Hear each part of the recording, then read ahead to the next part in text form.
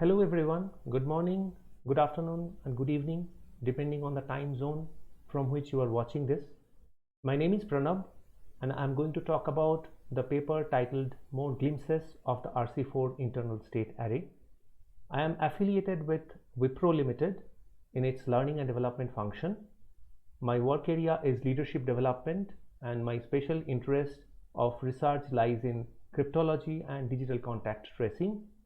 My co-author, Professor Dr. Subhamoy Maitra, is affiliated with Indian Statistical Institute. He works in the field of cryptology and quantum information. First, the outline of the talk. We would talk about the basics of stream cipher, followed by RC4's brief history, and then we will describe RC4 algorithm, and then we will talk about what we mean by the glimpse of RC4. In our results on glimpses, we would talk about three parts. First part will focus on further investigations over Jenkins glimpse. Second part will focus on effects of Fluor microbias on new type of glimpse. In the third part, we will again come back to Jenkins glimpse, but we will look at the refinements of it from the perspective of Fluor microbias. And then we will have our concluding remarks. First, the basics of stream cipher. In this particular diagram, as you can see that there are message bits and key stream bits and ciphertext bits. Now message bits, which is MI, is XORed with the key stream ZI, and when this XORing is done, you generate the ciphertext CI, and that CI, when you decrypt by XORing again the ZI stream, you get back MI. So it's a pretty simple and straightforward process. And if we look at from the two parties perspective, you have Alice as a sender and Bob as a receiver, or vice versa. And imagine Alice has to send a set of bits MI, which are the data and information bits from one end to the other. And the ZI bits are the key stream bits available with both Alice and Bob, where ZI is indexed with I equal to 0, 1 and so on. And while sending, Alice has to do the XORing with the ZI, and while receiving and decrypting, Bob has to do the XORing with the same ZI series to get back MI. Now, the background and the theory of this goes back to Shannon's well-known 1949 paper on information theoretic security. And from the perspective of information theoretic security, we know that ciphertext should not reveal any information about plain text. Now, if we look at an ideal implementation of ZI, we can think of one-time pad. What is one-time pad? Imagine Alice and Bob are sitting across a table and tossing an unbiased coin enough number of times to generate the key stream bits. And then they take a portion of the key stream bits and use that for encryption and decryption. But definitely this is not a practical, because Alice and Bob would never really sit across the table and have an access to an unbiased coin for this purpose. And as because they will be situated and seated farther apart from each other, they will not have easy access to the common ZI. So in that case, how do we actually get hold of ZIs for the practical purpose? Now this is achieved by sharing a short length key, say 128 length key, if we have shared between Alice and Bob, and there is a deterministic algorithm which uses that key to generate a pseudorandom series of bits Z0, Z1, then those series of bits can be used by both to do this encryption and decryption. And since both of them have access to this key, which is initialized and which is used to do this particular generation of pseudorandom series, they will have the same set of Z bits or Z0, Z1 bits at both their ends. Now, let's talk about a brief history of RC4. RC4 is the most popular stream cipher It was developed by Ron Rivest way back in 1987. When it was developed as a proprietary algorithm of RSA data security. But it got leaked in cypherpunk's mailing list. The algorithm got leaked, and as an alleged RC4, it came to be known, which later on got confirmed that that is really the algorithm. And we'll talk about the algorithm soon.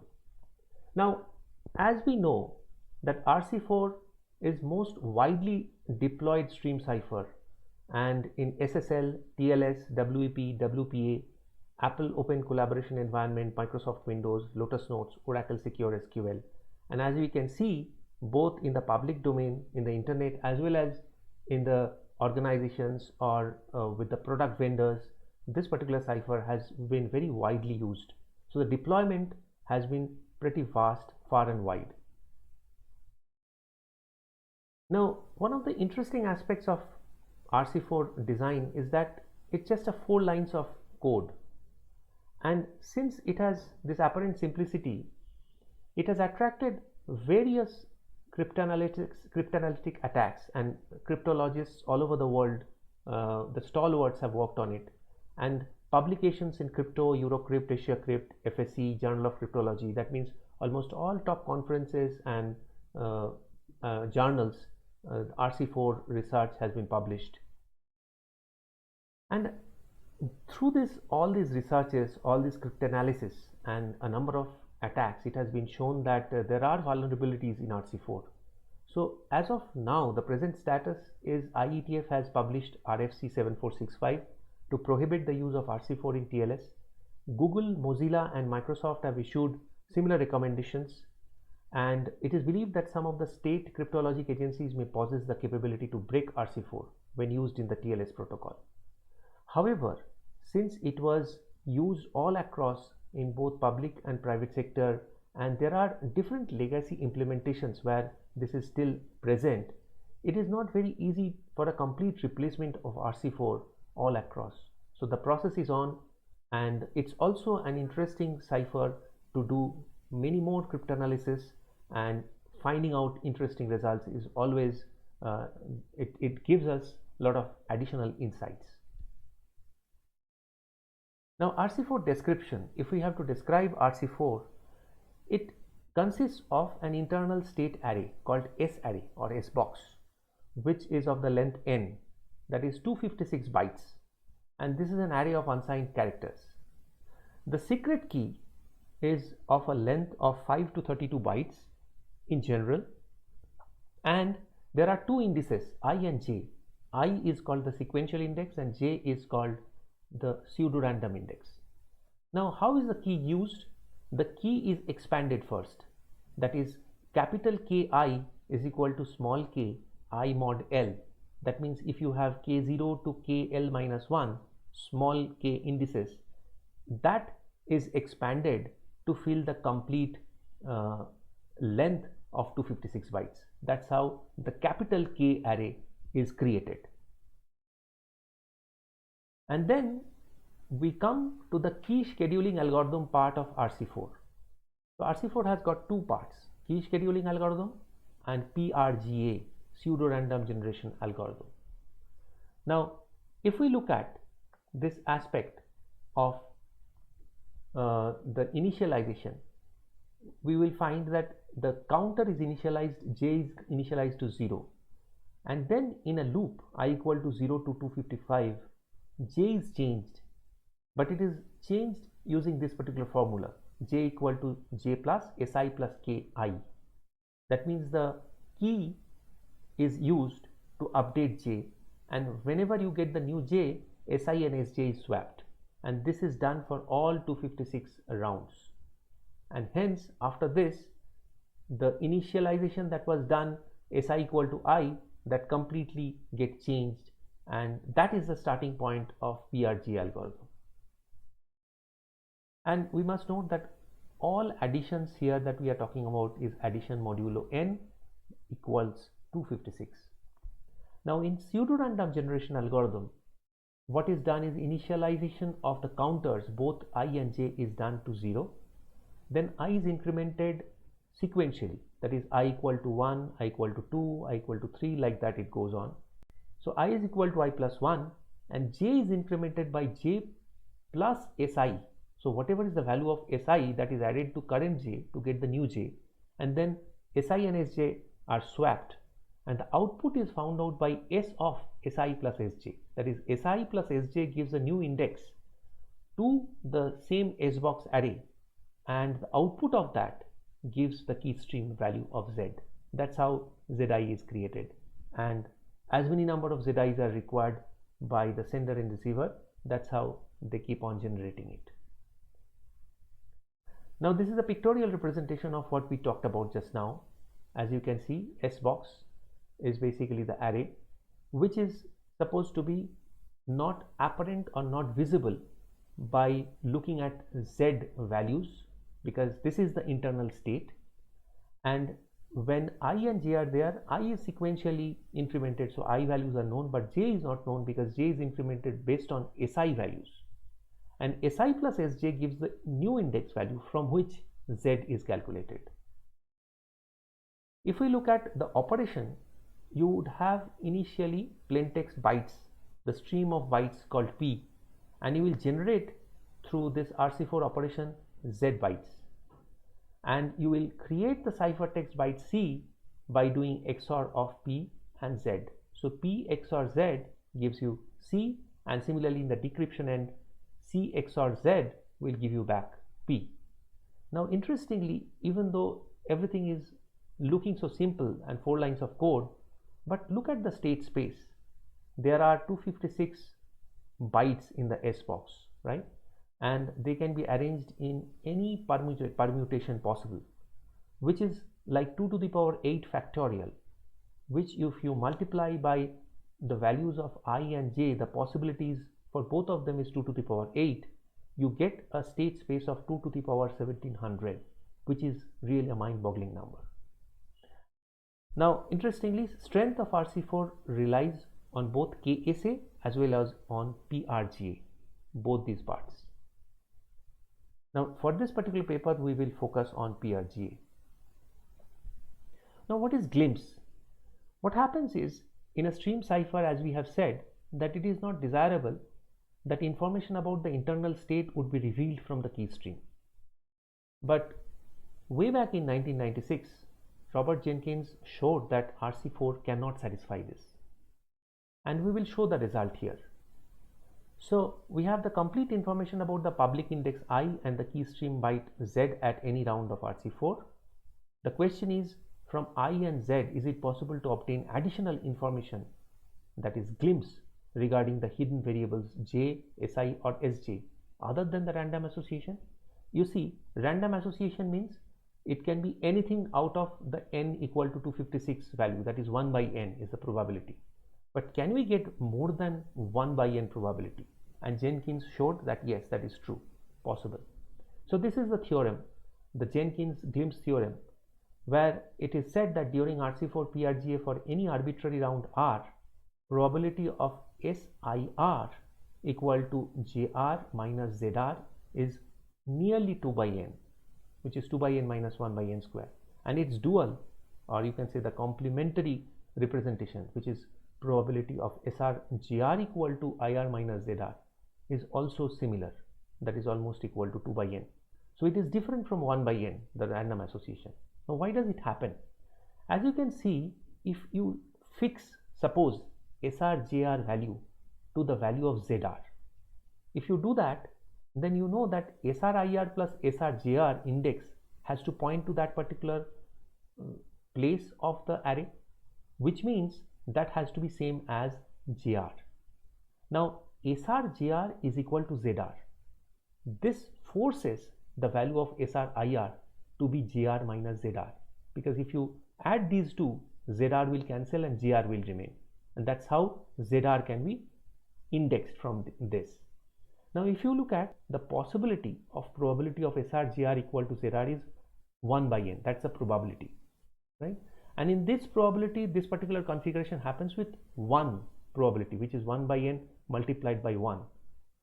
And the remaining cases where this is not happening, that is SRJR is not equal to ZR, the probability by random association there you will assume at 1 minus 1 by n, For each of those cases, again, there is a 1 by n chance of the desired configuration, that is SR IR is equal to JR minus ZR to happen, right?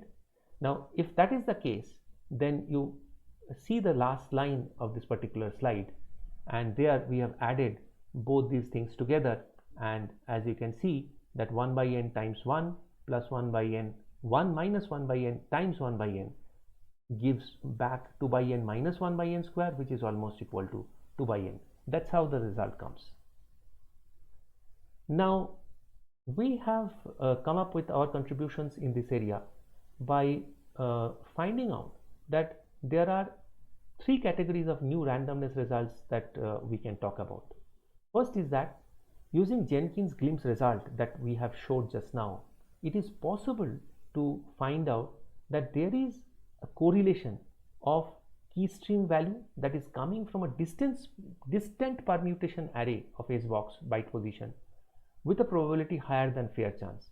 Now we will soon explain what we mean, and we will explain the proof also here. And not only that, moreover, we show how the Jenkins glimpse gets modified when two consecutive output key stream bytes are equal to a certain value. This is also an interesting new result. We'll talk about this. Now this is the first corollary. As you can see that so far in Jenkins correlation or glimpse, you saw the involvement of JR. Now JR is a pseudorandom index which is not known upfront.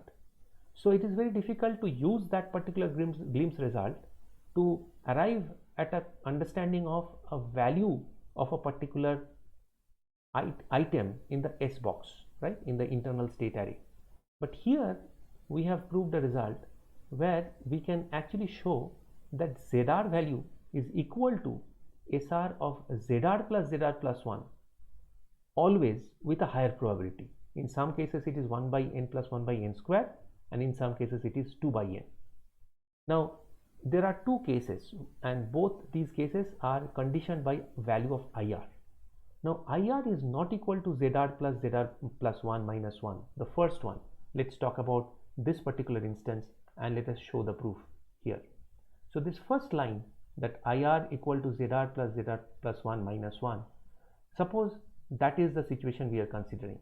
And now suppose we introduce a variable Q is equal to ZR plus 1. Now if IR is not equal to Q minus 1, this case, under usual randomness assumption, we can say that probability of JR plus 1 is equal to Q is 1 by n. Now this is one probability you keep in mind. Now as per glimpse theorem, again we know that probability of JR plus 1 minus ZR plus 1 is equal to SR plus 1 IR plus 1 with a 2 by n approximate probability. Now this particular thing we are taking the Jenkins result in the R plus 1 round, remember, right? Now JR plus 1 minus ZR plus 1 is equal to SR plus 1 IR plus 1 implies Q minus ZR plus 1, because we have already assumed JR plus 1 is Q. Q minus ZR plus 1 is equal to SR plus 1 IR plus 1, which is same as SRQ. Why? Because in the Rth round, whatever is the value of Q, now that moved into R plus 1 round in the place of IR plus 1. That's why we are writing this. Now here if we put the value of Q is equal to ZR plus 1, which we initially have assumed, we get that ZR is equal to SRQ, which is the desired condition. ZR is equal to SRQ. Q is ZR plus 1. Now what is the probability? We have so far seen that 1 by n is the probability of GR plus 1 equal to Q, and in that case 1 by n times 2 by n square approximately is the probability that we get under this situation, right? Now there is a complementary situation where GR plus 1 is not equal to Q, right? And in that situation the probability is 1 minus 1 by n, and we consider a random association of 1 by n for the desired configuration. So essentially what we get is that we add these two, that is 2 by n square plus 1 minus 1 by n into 1 by n, which gives back 1 by n plus 1 by n square, and we have computationally also validated this particular result as has been explained in the paper. Now the other part where IR is equal to Q minus 1, that's also interesting. because as per Jenkins theorem, IR plus 1 minus ZR plus 1 is equal to SR plus 1 JR plus 1 is equal to SR IR plus 1, because IR plus 1 in the round of rth round, in the R plus 1 round it goes to JR plus 1, right? Now that happens with the probability 2 by n. Now if we look at IR plus 1 minus ZR plus 1 is equal to SR IR plus 1 implies Q minus, because IR plus 1 is equal to Q minus ZR plus 1 is equal to SRQ. That is, now if we put in the place of Q Z plus ZR plus ZR plus 1, ZR plus 1 cancels out and we get ZR equal to SRQ, which is the desired result, and the probability, as we have already seen here, the probability is almost 2 by n. That's how we have proved a new result where the Jenkins glimpse is used to come out with a fact that the value of ZR in each round is related to the value of the byte in a Sbox in a particular location, which is indexed by ZR plus ZR plus 1, right? Now the next result is also very interesting. We have seen that the Jenkins glimpse probability is 2 by n, right? Now we are now showing that there are situations where this changes. Now this is a situation where ZR and ZR plus 1 both are having a value, that is 2 successive rounds of keystream bytes value is R plus 1, and in that situation, strangely, in the rth round, both the expressions of Jenkins glimpse, that is SRIR expression as well as SRGR expression, both of them become different than 2 by n, and it becomes 3 by n. And in the R plus 1th round, strange thing happens again. 2 by n remains as 2 by n in the SR plus 1 IR plus 1 case, but in GR plus 1 case it changes to 1 by n, that is, it decreases, it doesn't remain 2 by n anymore. And one more interesting thing is SRGR is equal to ZR. Directly we can write with a probability of 2 by n. Now the entire detailed proof is given in the paper, and in the interest of time we are not describing it here. We must remember we are ignoring any terms of order of 1 by n square, and that's how this is represented in this way. Okay, let's move on to the next set of results. Now then, the second category of results we have showed, it's a very interesting thing, that Fluor-Magru biases. Now what is Fluor-Magru biases?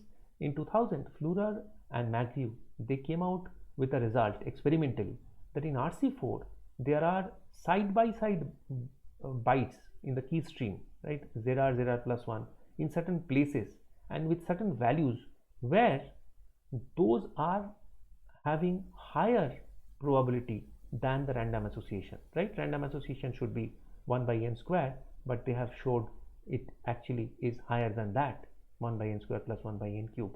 Now what we are showing here is that in such cases of Fluor-Magru biases, there are certain glimpses of the internal state array that is possible to find out with a higher probability, and this was not found out earlier, that where is the source of Fluor-Magru bias and where is the bias coming from. So that positively or negatively biased internal state array glimpses we are directly finding out. Again, interesting aspect is you can see that it's not dependent on GR in many cases. Now there is also a lag1 digraph.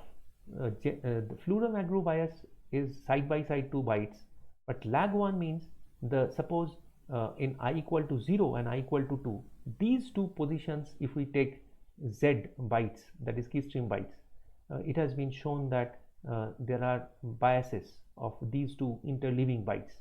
Similarly, there are such dependencies between the n minus 2 and the 0th byte. So such kind of lag1 digraph results, which have been found out earlier in other papers, we are showing in this particular paper. Even for those cases, there are glimpses of ace array that is possible to be found out, and these are the detailed results, tabular format. We have presented it here, and these are all proved in the paper in detail.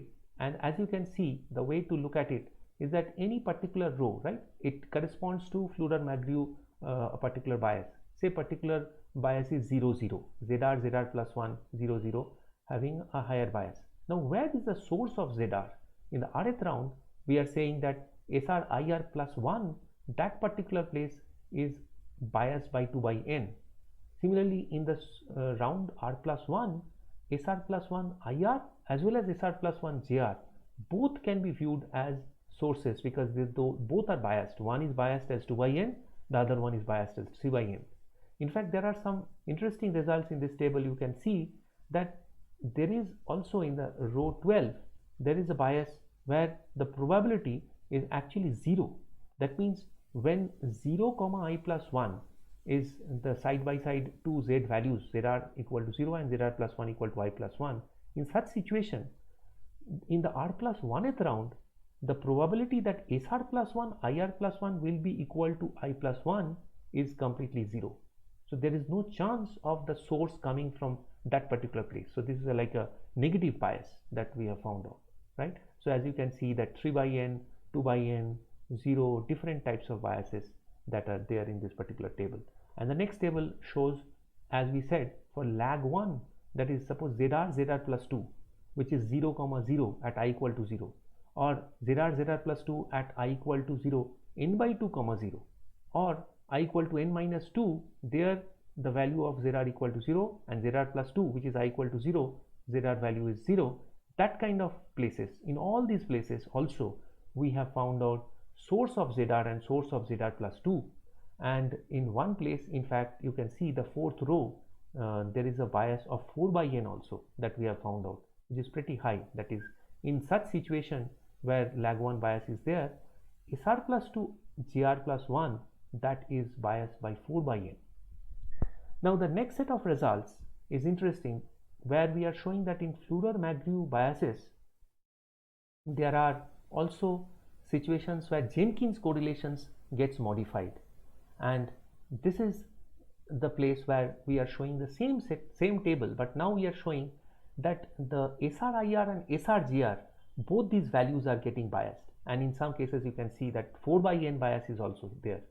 Now it was never shown earlier or proved earlier that Jenkins results can get modified to such an extent, but we are showing that there are numerous occasions where this can happen. And not only that, we are also showing that in the lag 1 biases, that there are biases even of the range of 4 by n. And to conclude, we say that we identify here in this paper several new cases where the secret state information of RC4 is revealed with higher probability than the random association. And with so many additional information related to non-randomness in the state of RC4, it is important to examine whether one can obtain further cryptanalytic results related to RC4. That's the future direction in which we would like to work, and thank you all of you for your patient hearing.